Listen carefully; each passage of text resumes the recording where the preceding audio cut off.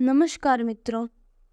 किसी शहर में मोहन नाम का एक व्यक्ति रहता था। वह बहुत ही मेहनती और ईमानदार था। साथ ही वह लोगों की मदद के लिए हमेशा तैयार रहता था। पर बावजूद इन गुणों के उसे जीवन में सफलता नहीं मिल पा रही थी। वह जो भी जा पाना चाहता उसके लिए खूब मेहनत करता, पर अंततः उसे नहीं पा पाता।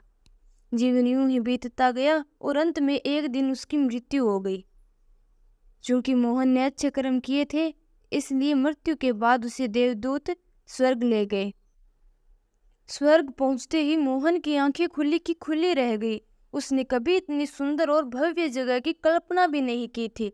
उसने कौतूहलवश पूछा, क्या अब मुझे इसी जगह रहने को मिलेगा? हाँ, देवदूत ने जवाब दिया। यह सुनकर मोहन गदगद हो गया। चलिए, मैं आपको आपके निवास तक ले चलता हूँ, देवदूत ने अपने पीछे आने का इशारा करते हुए कहा। थोड़ी दूर चलने पर एक शानदार घर आया, जिसके बाहर मोहन का नाम लिखा था। देवदूत मोहन को घर दिखाने लगा। ये आपका शयन कक्ष है। यह दूसरा कक्ष आपके मनोरंजन के लिए है। और ऐसा करते करते वे एक ऐसे कक्ष में पहुंचे जिसके द्वार पर स्वप्न कक्ष लिखा था।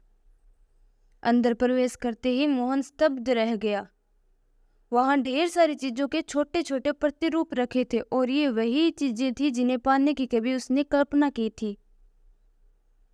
मोहन ने उन चीजों की तरफ इशारा करते हुए कहा, हे देवदूत, ये तमाम वस्तुएं, ये कार, ये घर, ये आईएएस अधिकारी का पद इत्यादि, ये तो वही है जिन्हें मैंने पाने की ना सिर्फ कल्पना की थी, बल्कि इनके लिए खूब मेहनत भी की थी। तो भला ये सब मुझे वहां धरती पर क्यों नहीं मिली? और यहाँ पर इनके इन छोटे छोटे प्रतिरूपों के रखे होने का क्या अर्थ है? देवदूत बोला, हर व्यक्ति अपने जीवन में ढेर सारी इच्छाएं रखता है, पर वह कुछ ही इच्छाओं को पूर्ण करने के बारे में गंभीरता से सोचता है और फिर उसके लिए मेहनत करता है। ईश्वर और ये संपूर्ण ब्रह्मांड उन सपनों को पूरा करने में उसकी मदद भी करते, पर कई बार इंसान सपनों के पूर्ण होने से ठीक पहले ही अपना प्रयास बंद कर देता है। यहाँ रखी वस्तुएं उन्हीं इच्छाओं को दर्शाती है जिनके लिए तुमने खूब मेहनत की, और जब वे तुम्हें दी जाने वाली ही थी कि तभी तुम हिम्मत हार गए और ये यही रखी रह गई। दोस्तों, सफल व्यक्तियों का एक बहुत बड़ा गुण होता है अटलता या दृढ़ता। वे जो पाना चाहते हैं उसके लिए दृढ़ होते हैं।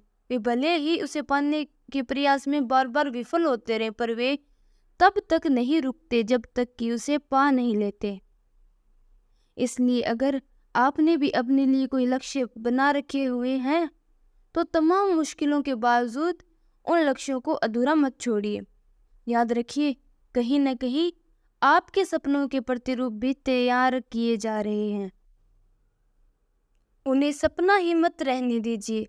अपने सपनों का पीछा करते रहिए और अपने जीवन की हकीकत बनाकर ही दम लीजिए। धन्यवाद।